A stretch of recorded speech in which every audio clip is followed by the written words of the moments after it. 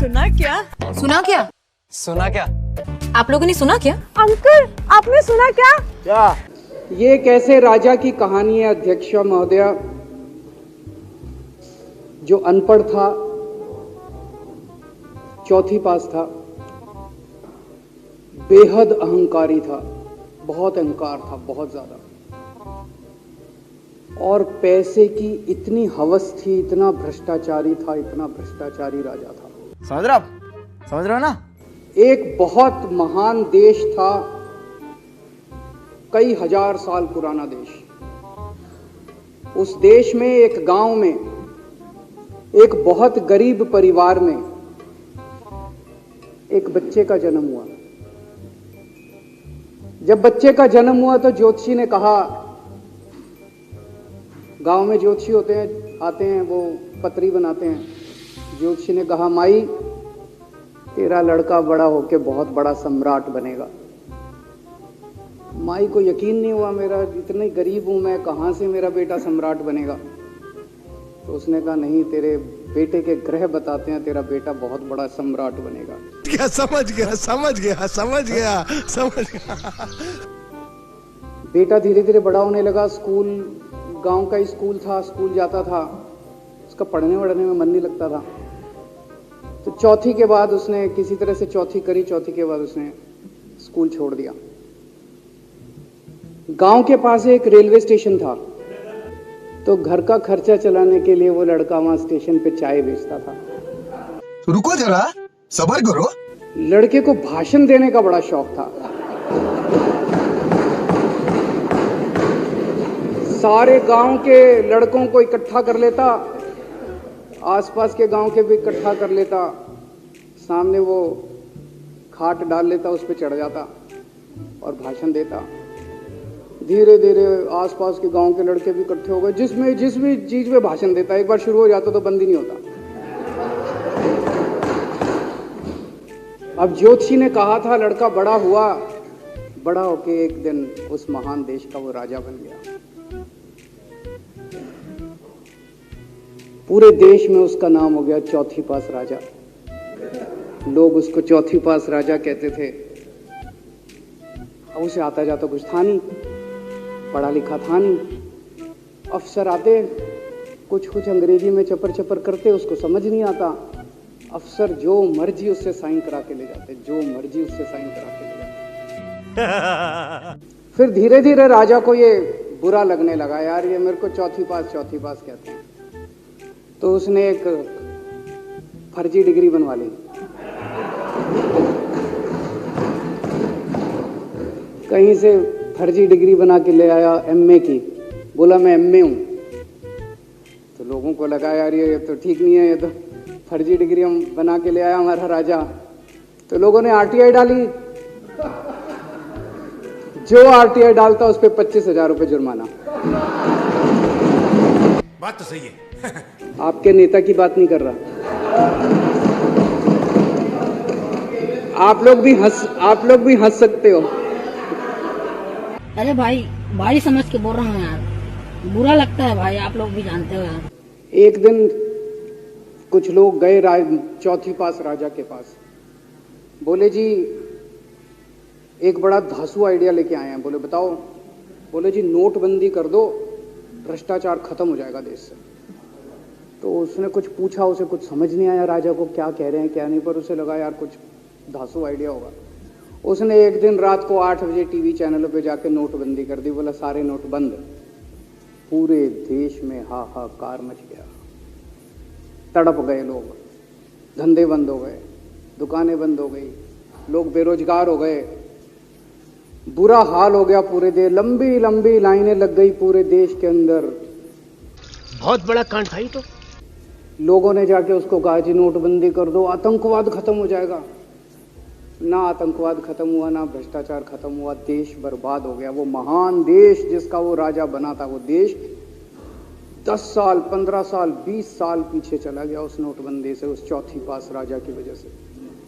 यही नहीं, अभी और सुनिए। एक दिन कुछ लोग गए उस राजा के पास। बोले जी खेती खूब बड़ी हो जाएगी, ये किसानों के कानून पास कर दो। अब उसको कुछ अकल नहीं थी राजा को। अनपढ़ राजा था, उसने साइन कर दिए, 3 काले कानून पास हो गए किसानों के। पूरे देश के किसान सड़कों पे, जगह जगह मोर्चे, 750 किसानों की मौत हो गई 1 साल के अंदर। अंत में राजा को वो कानून वापस लेने पड़े। फिर क्या हुआ? अब राजा को एक दिन लगा यार मैं तो राजा बन गया, पता नहीं कितने दिन रहूंगा। तो उसकी गरीबी में जो जीवन उसने जिया था, उसे लगा यार पैसे तो कमाने चाहिए। पैसे कैसे कमाऊं? पैसे कमाऊंगा तो जनता में छवि खराब होगी। तो उसने अपने एक दोस्त को बुलाया और उस दोस्त को बोला कि ऐसा करते हैं कि मैं तो राजा हूं, सारे सरकारी ठेके तेरे को दिलाऊंगा, सारी कंपनियां तेरे को दिलाऊंगा, सरकारी पैसा तेरे को दिलाऊंगा, नाम तेरा, पैसा मेरा। तेरे को पूरे उस पे 10% कमीशन तेरे को मिलेगा, सारा पैसा मेरा। दोस्त मान गया।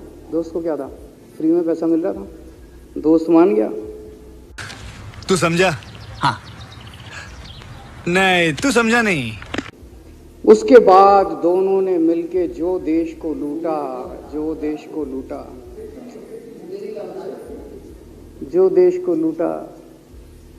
सबसे पहले वो दोस्त आया, बोला सर सबसे पहले बैंकों को लूटते हैं। तो वो बोला वो कैसे यार, बैंकों को लूटेंगे तो ये तो ठीक नहीं है। बोला नहीं, ऐसे करते हैं, आप किसी बैंक के चेयरमैन को बुलाओ, उसको बोलो कि वो मेरे को लोन देगा। तो बोला लोन देगा तो वापस करना पड़ेगा। बोला वापस कौन करेगा, वापस थोड़ी करना है, आप राजा हो, वापस नहीं करना, लोन दिला दो बस। तो राजा ने एक बैंक के चेयरमैन को बुलाया, बोला इसको लोन दे। तो वो चेयरमैन की सिट्टी पिट्टी गुम हो गई, यार मैं तो मर जाऊंगा, फंस जाऊंगा, वो भाग गया। तो फिर उन्होंने ढूंढ ढांड के एक ऐसा चेयरमैन चुना जो कि सरासर भ्रष्टाचारी, जिसके ऊपर 10 फाइलें खुली हुई, जिसके ऊपर 10 केस चल रहे, उसको बुलाया। बोला देख तेरे को चेयरमैन बना रहे हैं, अब तू 10,000 करोड़ रुपए दे दे इसको, नहीं तो तेरे को जेल भेजेंगे। जेल जाना है कि पैसे दे रहा है? उसने कहा माई बाप मैं जो कहोगे जहां कहोगे साइन कर दूंगा। उसने 10,000 करोड़ रुपए का लोन उसके दोस्त को दे दिया। और सुना। ऐसे करते करते 1,00,000 2 लाख करोड़ रुपए इन्होंने बैंकों से लूट लिए। राजा ने, चौथी पास राजा ने और उसके दोस्त ने मिलकर 2-2.5 लाख करोड़ रुपए बैंकों से लूट लिए।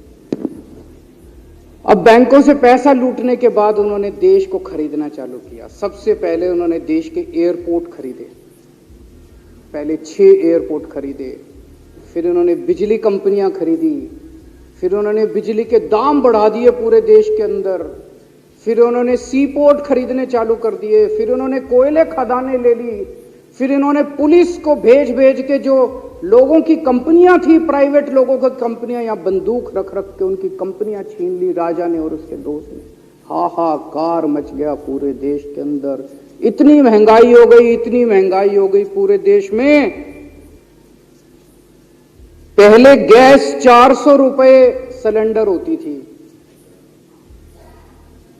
चौथी पास राजा के आने के बाद 1100 रुपए सिलेंडर हो गई।